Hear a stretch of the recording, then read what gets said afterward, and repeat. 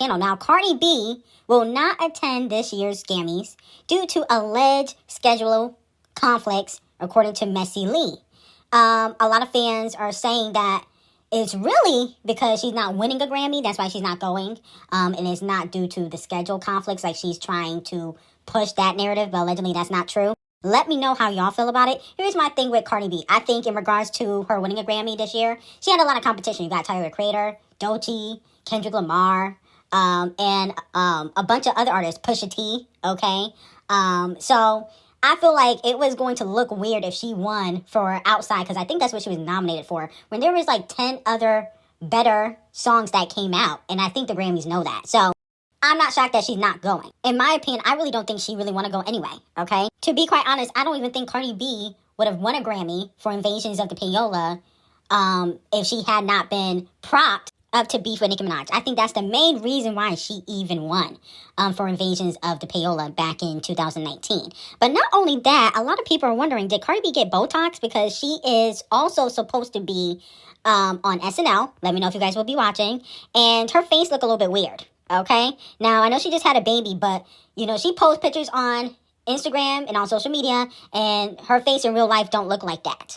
So that's something else that needs to be discussed. Did Cardi B get some botched Botox, you know, right after her pregnancy? No shade. I'm just asking because it looks a mess. I don't know what this face is, but I don't know if this is a new face, if this is an old face.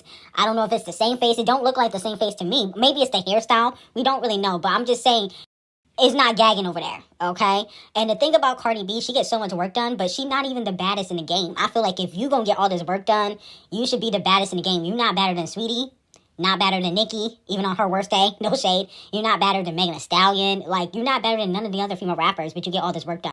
So that is also something that needs to be discussed. Now, moving on from that, allegedly Megan, Team Devil Nation, is reaching out to Ariana Grande for Act 3.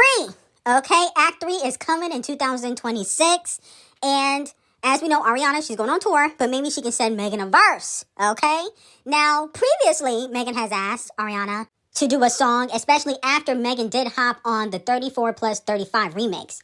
Megan did Ari a favor back in 2021 and hopped on the 69 remix, so Ari has yet to return the favor, okay? So Megan is hoping that she can get Ariana on a song. Let me know how y'all feel about it for Act 3.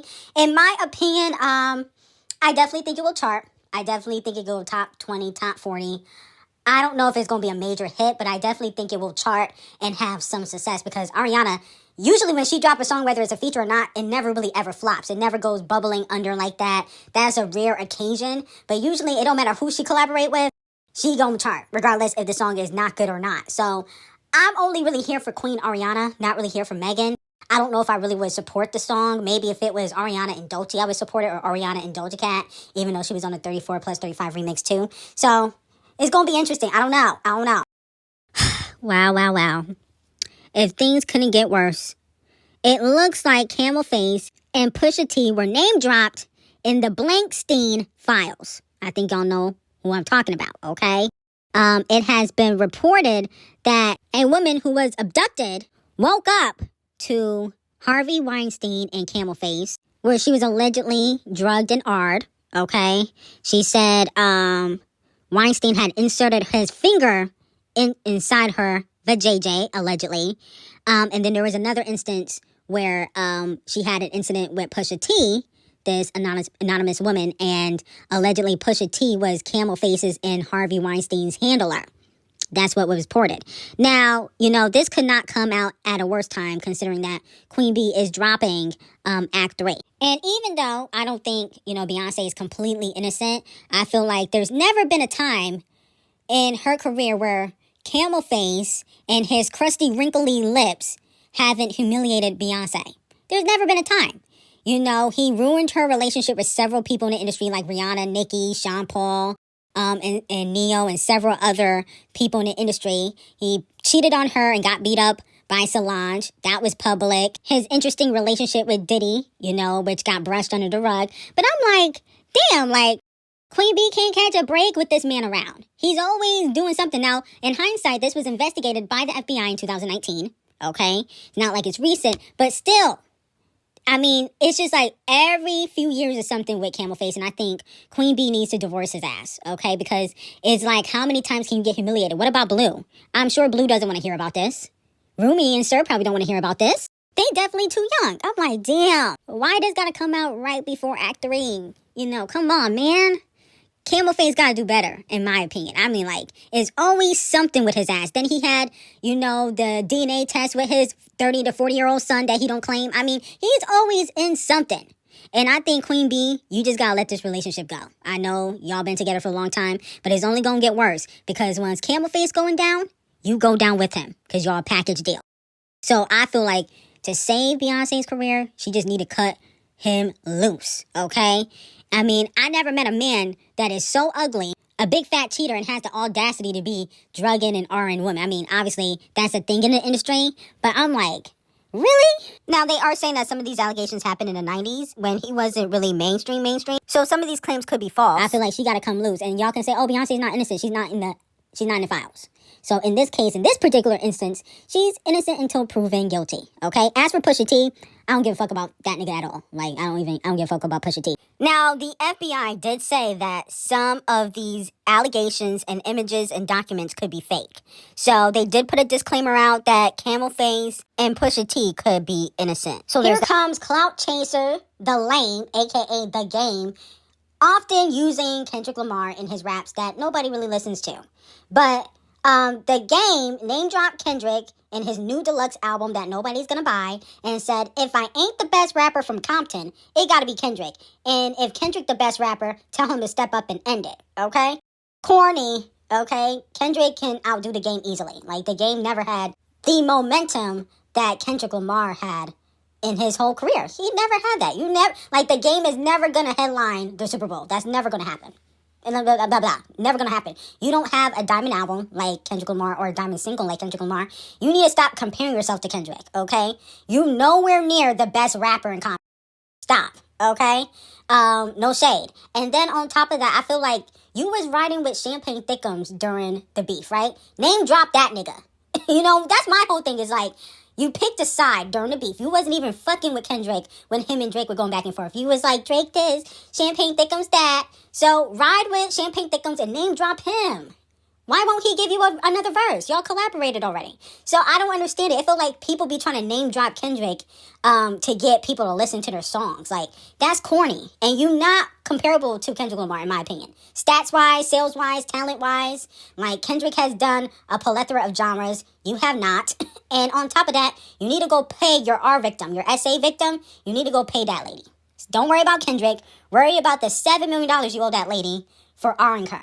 That's what you need to do. Keep Kendrick Lamar out your mouth. Stop using him for clickbait and using him to sell your records. It's corny. Now, it has been reported that according to a White House official, Nicki Minaj only received a physical gold colored card bearing Trump's face.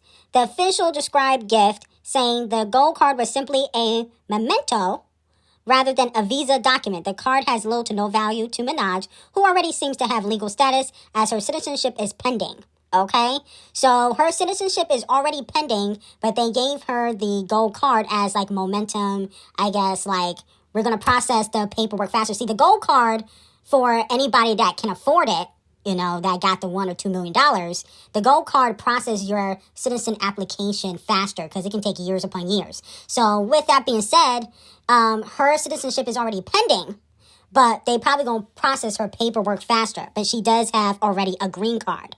Okay, so that has been reported by White House official. Here's my thing. I think it was unnecessary for the White House to basically say that, though. You know what I'm saying? Because now people are obviously going to try to clown Nicki Minaj for this because, you know, of the petition. But she has a green card, so she has legal status, okay? She has legal status, but she's just waiting on the citizenship paperwork to get finalized. I don't know if I feel like it was necessary for them to say that, though. You know what I'm saying? Because I feel like why do it if it was just for a memento? You know what I'm saying? Or momentum or whatever. Like, you know what I'm saying? They could have not done it at all. But technically, Nicki posted it.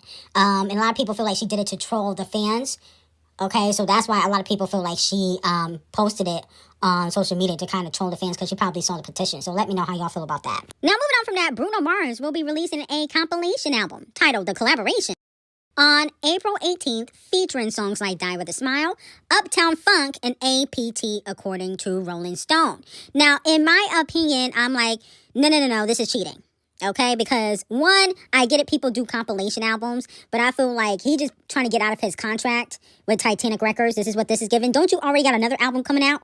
Don't be like the Tribe Slash Racist. I absolutely don't think it's necessary for Bruno to be putting out no compilation album if you already got an album coming. Why wouldn't you just put Die With A Smile on this new album that you got coming? You trying to put it on another album, and I think he's trying to strategically get out of his deal with Titanic Records. And I understand it, but I just feel like that's kind of like cheating in a little bit, in my opinion. Plus, Die With A Smile came out in 2024.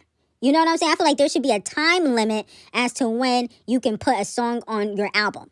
Don't be trying to follow the Cardi B formula. You know, when you put out a song 5 years ago and then try to put it on an album, okay? I think APT came out in 2024 too. We in 2026, okay, Bruno? Now, if you put it on the album that I think is dropping in February or March, it would make more sense. But putting out two different albums and then